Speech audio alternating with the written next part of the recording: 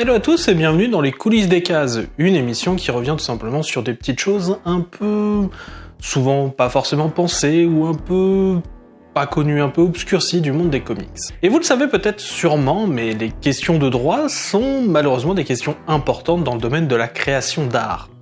Souvent parce qu'elles disent si on peut lancer ou pas un projet, et voire même conditionnent la survie d'un projet qui est déjà lancé. En termes d'exemples récents, on peut penser aux droits des super-héros Marvel, répartis il y a encore peu entre 4 studios. Marvel Studios, Universal, Sony et la 20th Century Fox. La saga des droits continue encore aujourd'hui avec des points de friction entre Marvel Studios et Sony autour du personnage de Spider-Man. Bref, tout ça pour dire que la question des droits est malheureusement assez essentielle dans le milieu. Moi aussi j'aimerais qu'on se passe des aspects les moins joyeux, ceux qui brident la créativité, mais le fait est là, c'est une question importante et pour longtemps encore. Et puisqu'on parle de droit et de toutes ces choses joyeuses, n'est-ce pas, il y a une question assez importante mine de rien, qui possède le droit d'utiliser légalement le terme super-héros.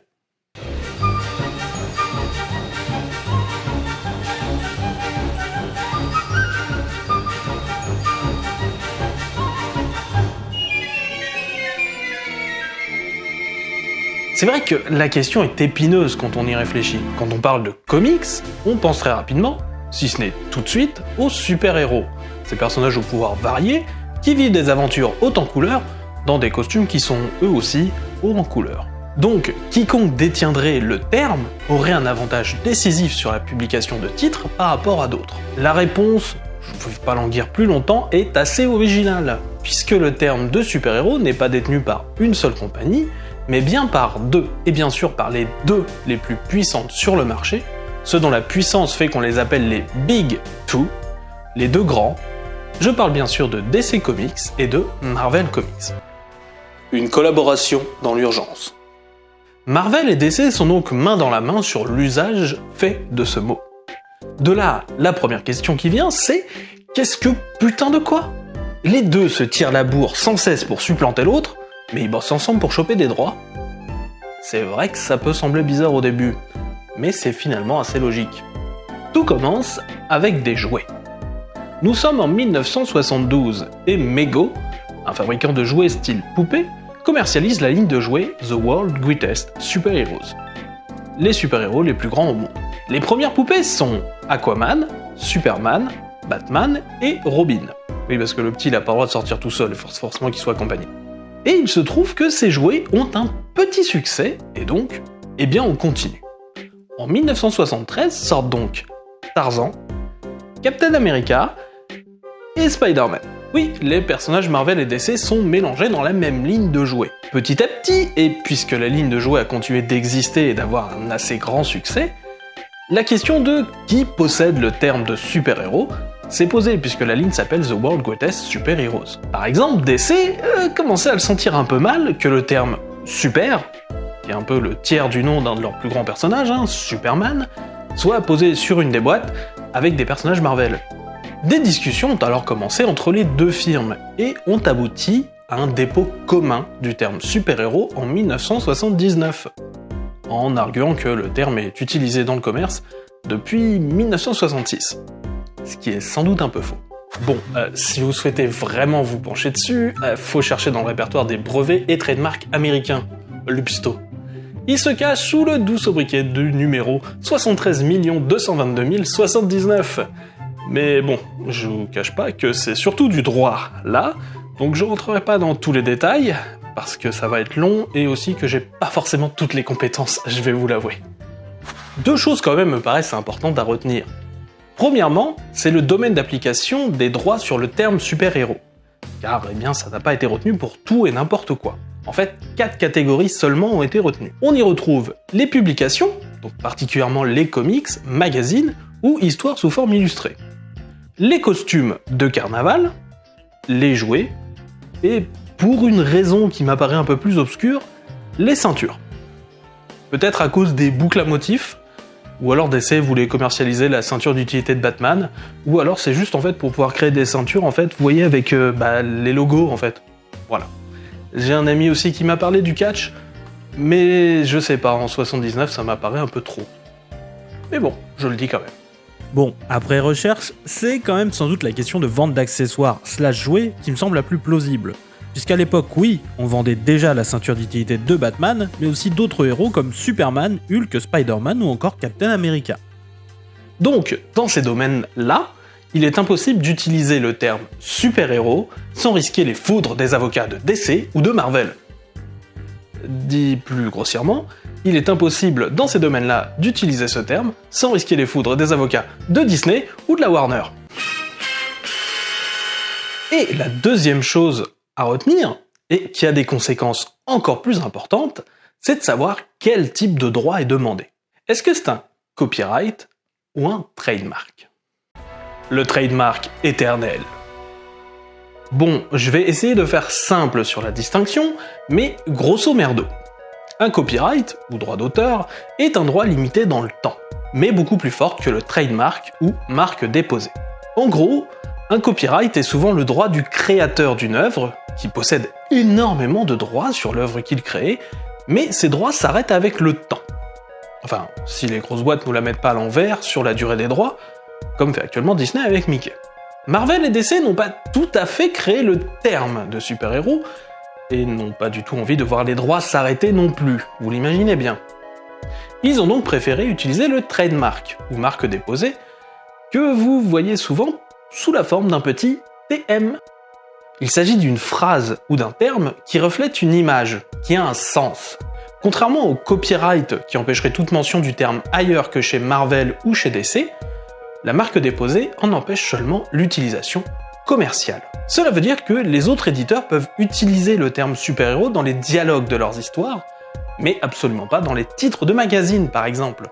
Le titre du magazine est une utilisation commerciale car on achète le magazine. On achète par exemple Legion of Super Heroes. Le titre du magazine est en effet une utilisation commerciale car on achète le magazine, mais on n'achète pas le dialogue.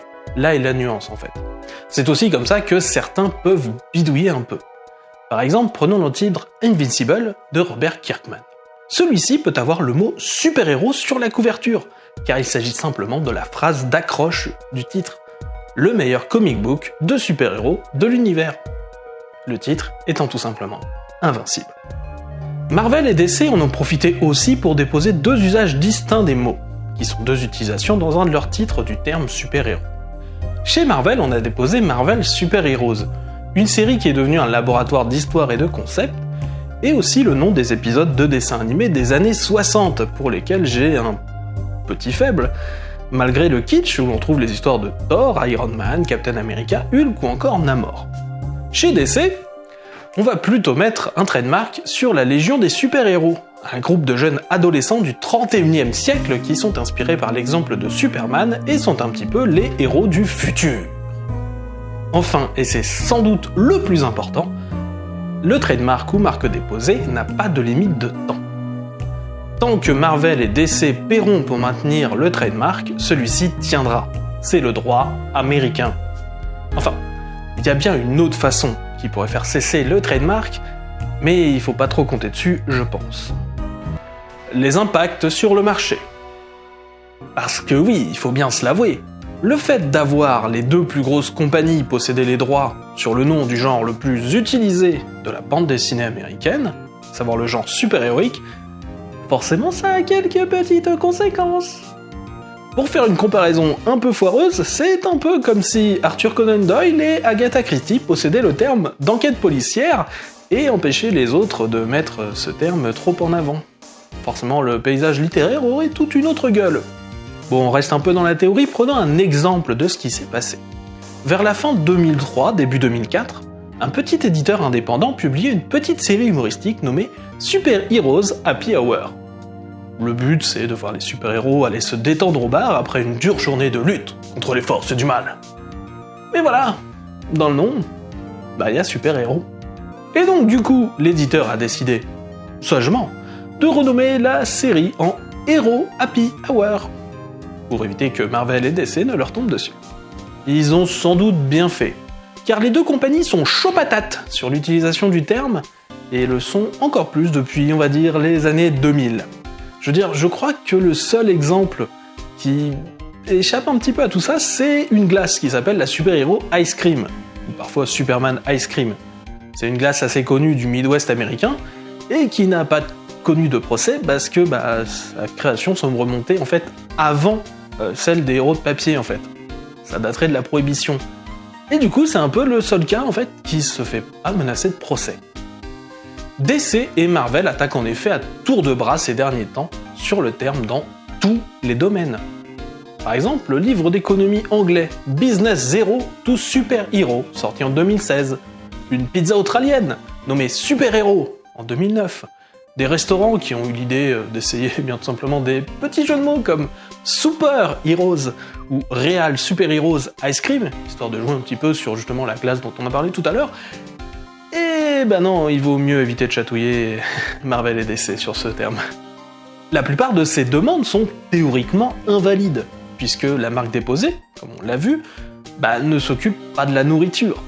Mais la simple peur permet souvent à Marvel ou DC de gagner tout simplement par défaut.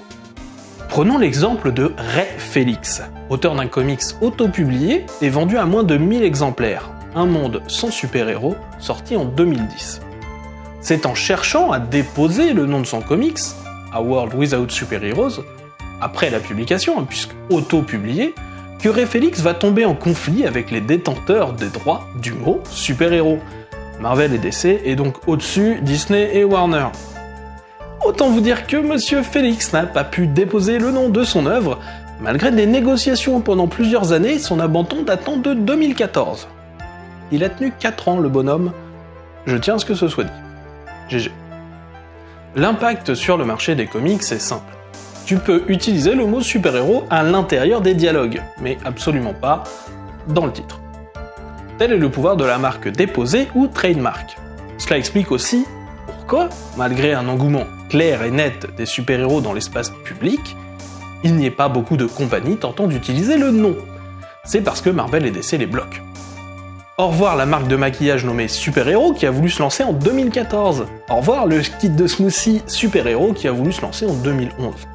Alors, autant je suis pas contre le fait de ne pas voir l'usage du mot super-héros se retrouver partout dans l'espace public, déjà que les pubs à base de super-héros de la consommation me gonflent particulièrement, autant je suis absolument contre 2 choses. Primo, empêcher l'usage du terme super-héros chez des gens qui, clairement, font du super-héros et devraient donc avoir le droit d'utiliser le terme, et secondo, que les 2 plus grands, Marvel et DC, détiennent les droits et donc de facto gênent l'arrivée de futurs concurrents pour eux. Depuis le temps, ça commence à salement ressembler à une sorte de monopole quand même. Pourrait-on se sortir de cette situation ? C'est une bonne question ça, de savoir si on pourrait se sortir de cette situation. La réponse est heureusement oui, et malheureusement que ça a de très faibles chances d'aboutir. La première façon, ce serait que DC et Marvel arrêtent de payer la marque déposée, qui est à renouveler régulièrement. Soyons francs, ça a autant de chances d'arriver que de voir un canard unijambiste disputer et gagner le 400 mètres. On a pu voir que DC et Marvel attaquent à tour de bras sur l'usage du mot super-héros, ce même dans de nombreux domaines où ils n'ont effectivement pas les droits. Pourquoi se lancer dans des procédures pareilles ? Pour éviter que le terme ne leur échappe et ne devienne un terme générique. Il s'agit en effet d'un des termes qui pourrait faire cesser la marque déposée dans le droit américain. Que le terme devienne tellement générique dans l'esprit du public que la marque ne puisse plus le garder pour elle seule. C'est déjà arrivé dans l'histoire. C'est par exemple le cas de Tupperware, à la base une marque bien précise, qui est devenue le nom de toutes ces boîtes repas qui permettent de préserver la fraîcheur du repas, parce que c'est le nom qu'a utilisé le public. Autre genre d'exemple, c'est aussi ainsi que la police anglaise a perdu les droits sur les cabines de police dans les années 90, puisqu'un juge a bien tout simplement jugé que ce type de cabine était dans l'esprit du public beaucoup plus associé au TARDIS utilisé dans la série Doctor Who qu'à la police, qui l'a pourtant inventé, cessant le paiement que la BBC devait faire à la police depuis 1996, quand ils sont un petit peu réveillés et qu'ils se sont dit « Eh, on pourrait peut-être se faire quelques bifetons ». En gros, si l'on arrive à prouver que le terme super-héros est un terme générique, utilisé par tous, eh bien Marvel et DC ne pourraient pas garder cette marque déposée. Alors attention, on parle pas ici de perdre toutes les autres créations, On parle de perdre juste ce presque monopole sur l'utilisation d'un seul terme, sur lequel ils ont un peu abusé quand même. Et le souci, c'est que c'est justement pour éviter ça qu'ils abusent. En empêchant le terme de se répandre, d'avoir des super-héros smoothies ou autre chose du même tonneau, Marvel et DC bloquent légalement cette transformation en terme générique. Je m'explique. Tout le monde utilise le terme. Tout le monde le connaît. C'est dans le dictionnaire.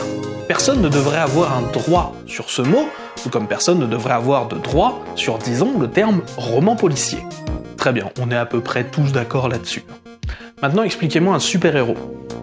Là, expliquez-moi le terme. Là, maintenant, tout de suite.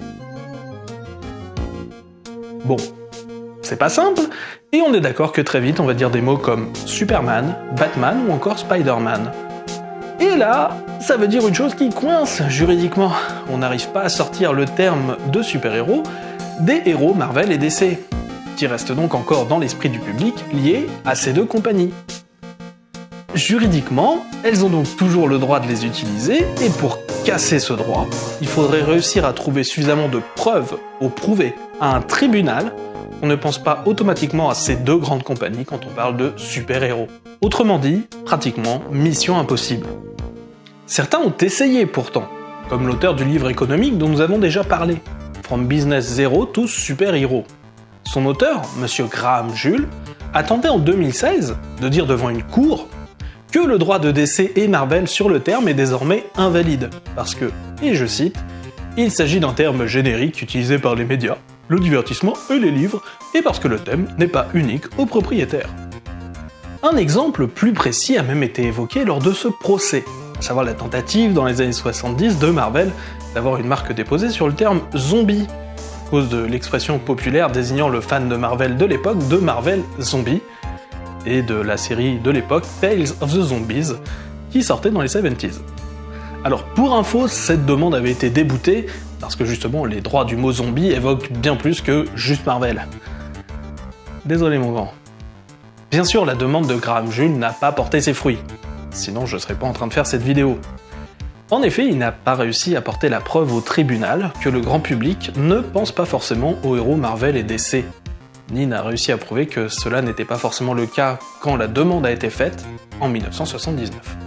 Enfin, il n'a surtout pas réussi à le prouver car, juste avant une énième session au tribunal, DC et Marvel ont finalement laissé tomber leur entêtement et ont négocié un accord à l'amiable avec Graham Jull. En effet, les arguments du bonhomme commençaient drôlement à ressembler à ceux du domaine public, et il vaut mieux capituler une fois de temps en temps que de perdre l'entièreté des droits. Et comme Graham Jull voulait juste sortir son bouquin, bah ça s'est arrêté là. Dommage pour nous, Graham Jull a gagné sa bataille, mais DC et Marvel continuent à gagner la guerre du trademark. Et c'est bien pour cela que DC et Marvel continuent les procès, même sur des choses qui nous semblent stupides. Pour montrer qu'ils sont là, et qu'ils tiennent à cette marque déposée. Si jamais le terme se trouvait juste un tout petit peu plus utilisé, il serait de plus en plus facile de prouver à une cour de justice que le terme est devenu un terme générique. Et oui, si un restaurant commence à s'appeler le Super Heroes, difficile de ne pas dire que le terme est utilisé par tout le monde, sans référence aux deux grandes maisons d'édition. En gros, pour conserver cette marque déposée, DC et Marvel sont obligés de faire des procès à tour de bras, sur tout et n'importe quoi, dans tous les pays qui respectent le trademark américain. C'est pour ça qu'en France, on est assez épargné par cela, et on est vraiment dans une utilisation générique, par tout le monde, du terme super-héros. Ça n'a pas forcément toujours été le cas. Par exemple, quand Lug a essayé de lancer ses super-héros français, comme elle discutait beaucoup avec Marvel et que Marvel très clairement leur disait « Oui, non, super-héros c'est à nous », ils ont été obligés de les appeler les sup-héros. Mais aux États-Unis, et dans les pays qui respectent leur système de trademark, comme par exemple le Royaume-Uni ou l'Australie, la lutte n'est pas prête de s'arrêter. Et cet exemple tiré du monde des comics américains n'est pas une exception, et commence au contraire à devenir un petit peu la règle, un peu partout. Par exemple en France, prenons des exemples un peu connus, par exemple Canal+, qui cherche à privatiser le mot « planète » pour son usage seul, qui est un nom totalement commun puisqu'il s'agit en fait de la chose sur laquelle on vit tous et toutes. Bref, tout ça pour vous parler d'un exemple un peu particulier, pour ensuite ouvrir sur un problème un peu plus large, comme on fait parfois dans cette émission nommée « Les coulisses des cases ». Ça fait un peu les critiques du masque comme conclusion, ça d'ailleurs, pas tant que j'y pense. Je vérifie qu'il ait pas déposé ça comme une catchphrase, sinon je serais bien dans la mouise, moi.